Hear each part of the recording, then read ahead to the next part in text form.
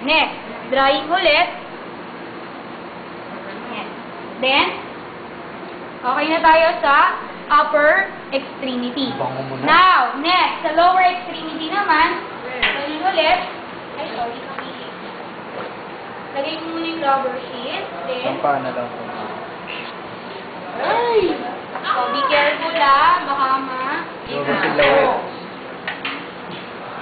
Then, dito.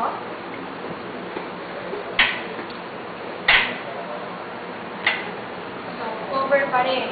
So, ganun din yung procedure natin. Kamukha lang siya sa upper extremity. I-arrange mo muna yung towel. Gawa ka ulit ng knit. M-I-T. Diba? Knit. Ganyan. Then, you start again sa distal to proximal. Pag ganyan, pwede mo siyang i-flex. Left. Yan. Then, yung ilalim. Together with range of motion exercise. Now, paano kung hindi mo ma-reach yung bottom? Okay lang. I-separate mo yun pag naka-prone position, tsaka mo siya lilinisin. Okay? Then, after your legs, foot wash tayo.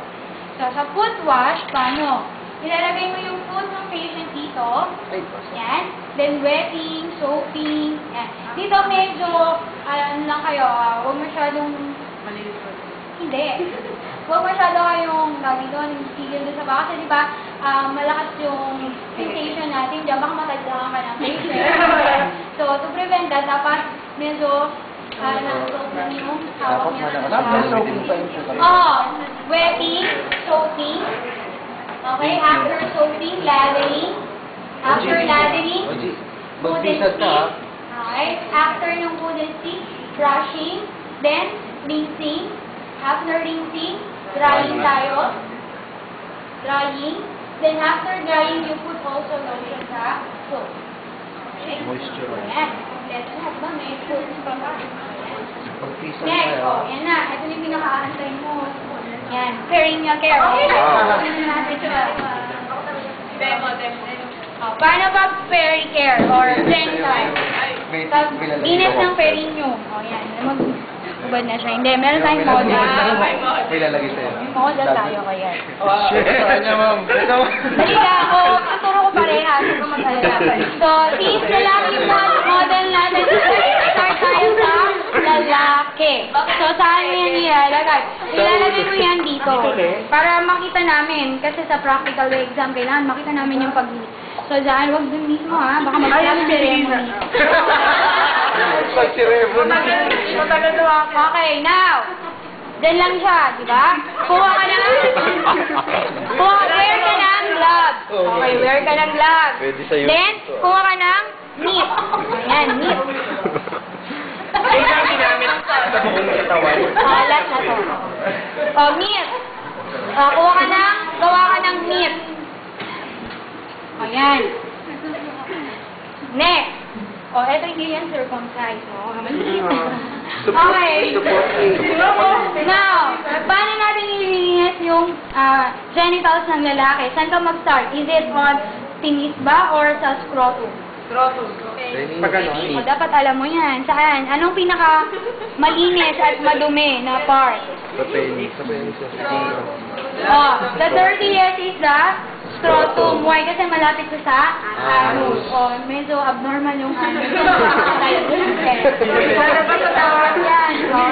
So, girls, kailangan wag mo siya firm hangawak lang, okay? Firm. Baka kasi nga mag-flag.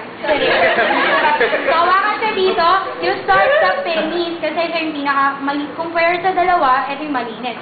So, you start sa head, paikot. Yan. Oo, yan. O, diba? So, head muna, paikot. Then, at saka, mo babanlawan ulit, gawa ka ulit ng knit, then yung scrotum naman. Okay? Wait lang, sa scrotum. Yan. So, sa scrotum dito, papunta sa anus. Ganyan. Ulit, paikot, then pababa. Yan. Pero binilawan na yan, ha? Next, how about if the patient is hindi siya circumcised, diba? So, you need to retract the prepuce, yung balat, pa ganyan, then saka mo lilinisin yung loob kasi nandoon yung smegma. Okay? And yun yung baho dun sa genitals ng lalaki. Okay?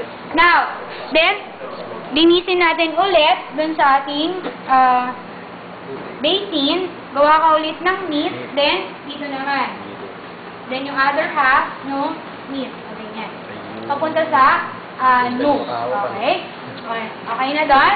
Ayan meat. Mas maganda meat para buhok. Malinis siya ng buhok. Now, girls, wala akong makikita na ganito, oh.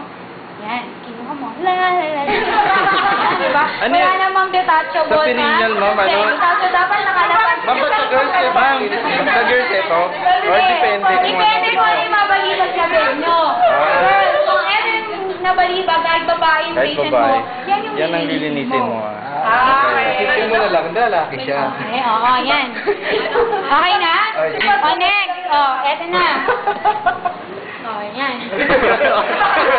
Ano yan, ma'am? You need to position the patient into lithotomy position. Tihaya. Naka-flex. Naka-flex. Then, yung breathing natin sa diamond. So, yan. Ganyan siya. Ay, Then, eto sa mo lalagay. O, hindi mo siya ipapatong doon, di ba? Dito. Wait, nanginginig pa yun. Now, next. Naka-gloves ka pa rin. Then, hindi na meat yung gagamitin mo. You need to bring cotton. Tissue. Oh. Cotton balls. Okay? Sige, dito. Okay naman nga ba sa dito yan? Dito na lang daw para daw. Ganyan na lang, ma'am. Yan na lang, ma'am. Okay, cotton balls. So, dito mo gagawin yung 7 stroke. You start, kung sa breast, inner to outer, dito, from outer to inner. So, you start dito, 1, unang stroke ng cotton, then down. Then, second cotton on the other side. Third, dito. Then, fourth, dito. Fifth, ganyan. Sixth, then 7 sa center. Mama, hindi ka nga, no? Ulit. Isang taon na. Iba-iba. Down na, diba? Oh, first cotton, drop. Second cotton, drop.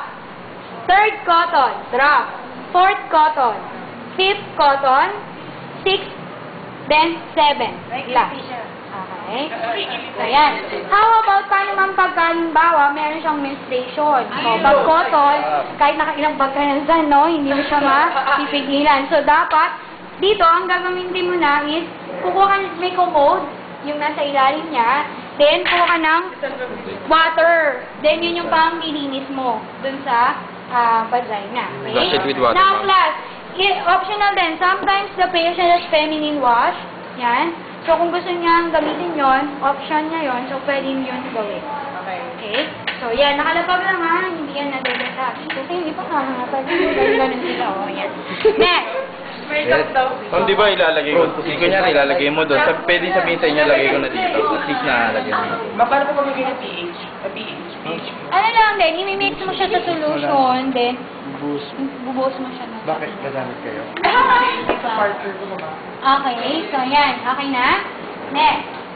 So, since nakasupine siya, gagawin na natin ulit na yung lahat ng pwede, diba, sa supine. So, next to your complete bed bath is shampooing. Okay? You need to position the patient in diagonal position. So, dito ba? Yan, yung paa niya nasa... Oh, masyado pa kamalaglag. Then, lagyan natin siya ng rubber sheet. Okay, rubber sheet. Then, ito yung dito sa gabida, di ba? This is Kelly pad. So, Kelly pad, nilalagay natin yan dito sa head. Sige, ika. Then, Pakalbo ka nga. yung tang niya dito sa... Tusod. Kapakabog ka para sa'yo.